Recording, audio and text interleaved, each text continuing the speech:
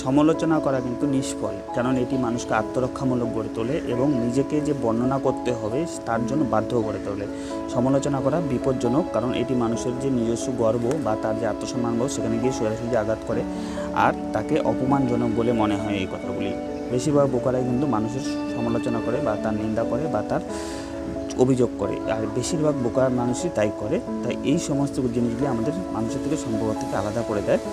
আমাদের অন্যদেরকে ক্ষমা এবং বোঝাপড়ার জন্য নিজস্ব চরিত্র বা আত্মনিয়ন্ত্রণ বোধগুলি গড়ে তোলা উচিত। এইভাবে আমরা জিনিসটাকে সলভ করতে পারি অন্যরকমভাবে। এখানে আমার একটি লেখকের কথা মনে পড়ে যায়। তিনি বলেছিলেন একজন মহৎ ব্যক্তি তার ক্ষুদ্র ব্যক্তিদের বা গরিব লোকদের বা ছোট বর্গ লোকদের সাথে যেই ব্যবহার করে সেই ব্যবহারের মাধ্যমে তার মহত্ব গড়ে তোলে, এইভাবেই সেই মহান হয়। তো এই ভিডিওটির পুরো ভিডিও আমরা পরের ভিডিওতে নিয়ে আসবো।